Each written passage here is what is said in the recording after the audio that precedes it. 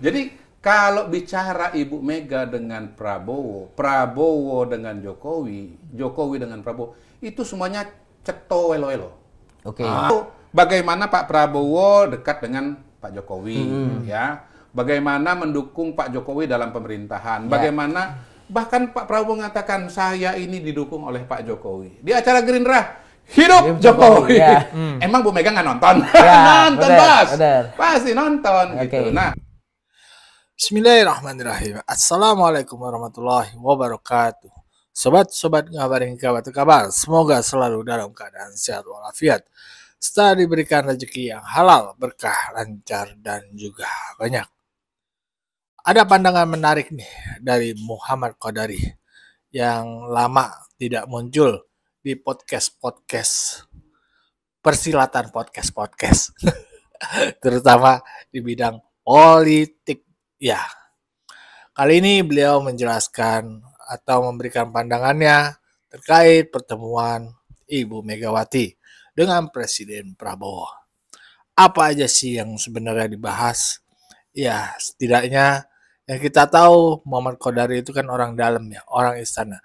Ya, setidaknya ada tahulah bisik-bisik istana apa sih yang dibincangkan oleh Pak Prabowo dan Ibu Mega pada saat pertemuan tertutup, diam-diam, malam-malam, kala itu. Ya, ini bocorannya dari Muhammad Qadari.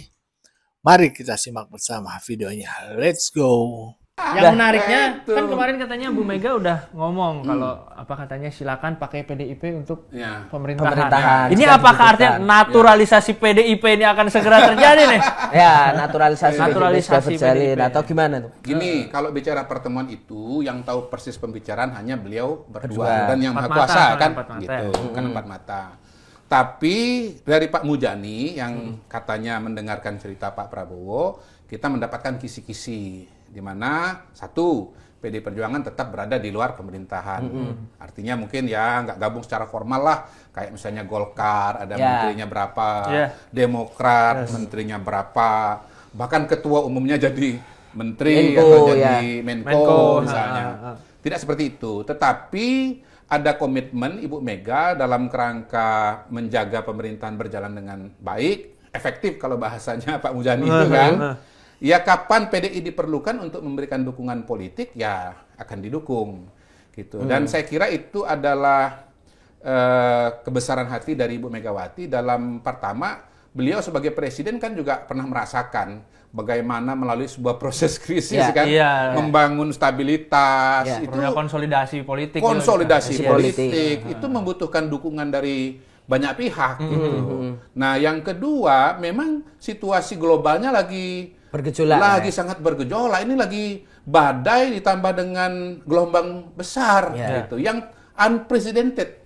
Kan sistem ekonomi yang sekarang berjalan dengan free tariff barrier segala macam itu kan sistem yang dibangun oleh Amerika puluhan tahun, hampir 100 tahun.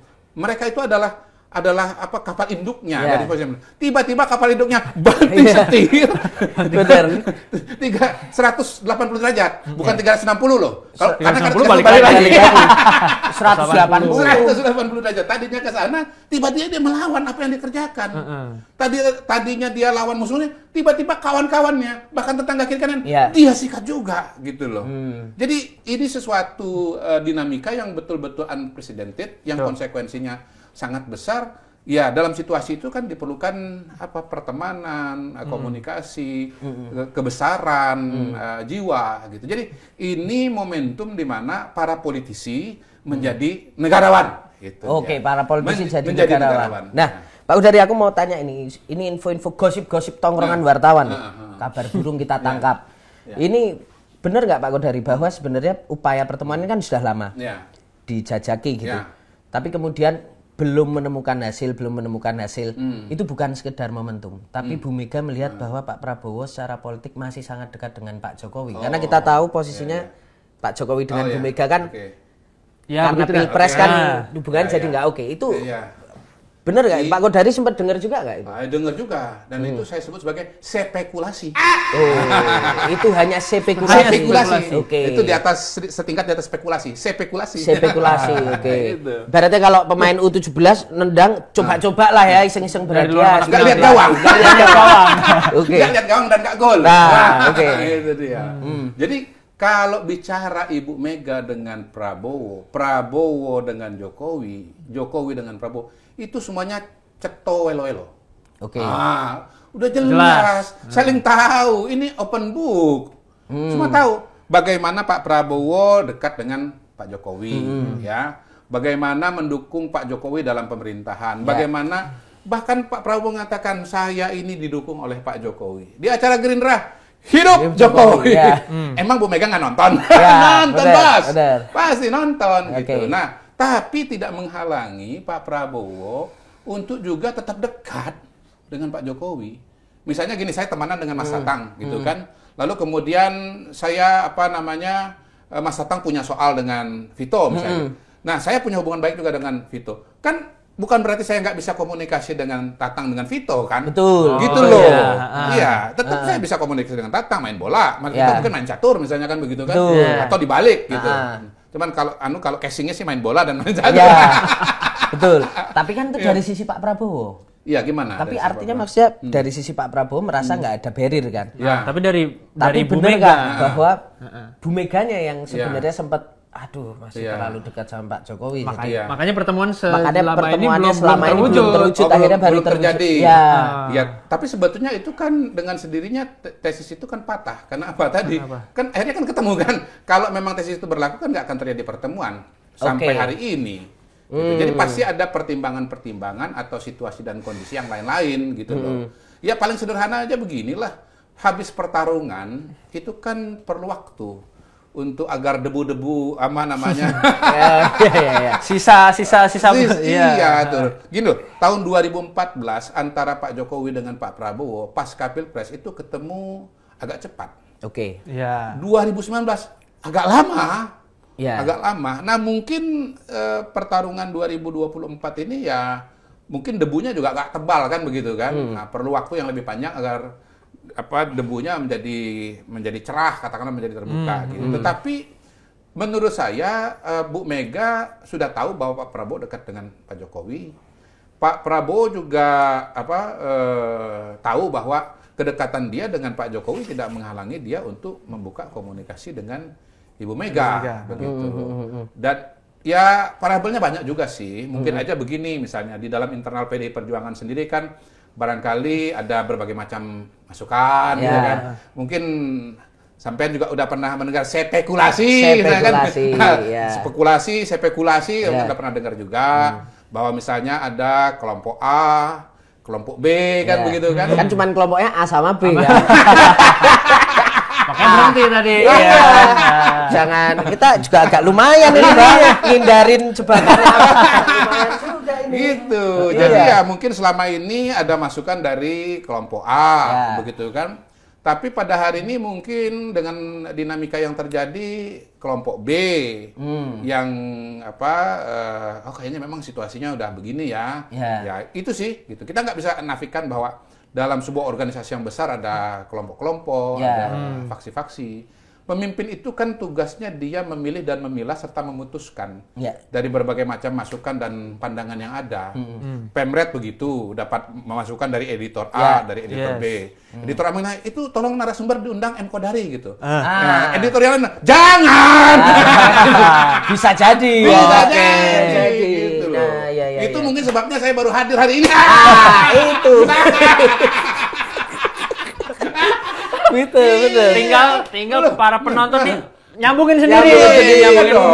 Bayangkan 200 episode baru sekali ini saya dipanggil. Jadi ini tayang 201. 201. Karena ada kelompok editor tertentu.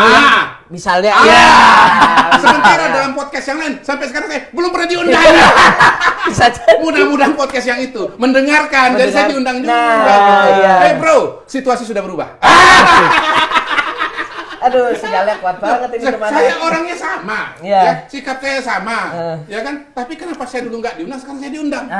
Itu dia. Aja itu namanya moment of truth. Gitu. Iya, gitu. Ketika semua hal itu udah pada tempatnya, gitu. Itu namanya moment of truth. Iya. Dan untuk menuju moment of truth itu jalan berliku, Bos. Oh iya dong. Namanya juga moment of truth. Iya, moment of truth itu kan gak ada yang gampang. Namanya juga moment of truth. Oke. Nah, Pak Kodari, kalau kita masih nyambung soal politik tadi, situasi tadi kita bilang badai dicampur ini dari sisi geopolitik ya, ekonomi lagi susah. Kenapa kemudian Pak Prabowo ini butuh untuk bertemu Bu Mega ketika kita tahu secara kekuatan politik Pak Prabowo ini sudah menguasai 80% lebih kekuatan di parlemen. Apa pentingnya lagi? Apa pentingnya lagi dari 8 partai hanya PDIP yang keluar? Iya, ini filosofi hidupnya Pak Prabowo. Filosofi hidup Pak Prabowo itu pelajaran beliau nih ya. Kalau teman-teman baca buku kepemimpinan militer beliau yang kedua, itu kan isinya satu, pelajaran leadership dari seluruh tokoh-tokoh pemimpin dunia. Dari barat sampai ke timur. Dari zaman kuno sampai zaman modern. Kemudian buku-buku terbaik soal leadership dan strategi. Kesimpulan beliau dari pelajaran sejarah dan dari buku-buku itu, suatu bangsa baru berhasil kalau pemimpinnya bisa bersatu. Nah, yang kedua, filosofi beliau juga, 1000 kawan terlalu sedikit, satu musuh terlalu banyak. Menurut saya dengan dua dasar itu, filosofi itu kalau kita kaitkan ke sana, maka pertemuan Pak Prabowo dengan Ibu Mega itu sesuatu yang niscaya. Karena dua filosofi. Karena dua filosofi itu.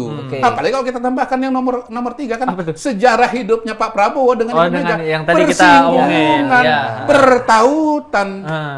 Itu. Jadi ini bukan orang asing tapi pernah bersama-sama dalam perjalanan politik, pernah begini tapi juga pernah juga begini gitu loh. Artinya kalau kita pakai filosofi satu musuh terlalu banyak, ini kan Bu Mega nggak pernah jadi musuh ansihnya Pak Prabowo juga. Ya kan kemarin Pilpres 2024 kan berhadapan.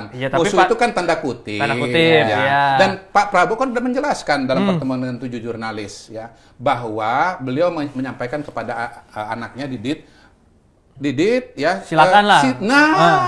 Itu mau nggak ada, bayangkan pertarungan politik antara Pak Prabowo dengan Pak Anies Baswedan.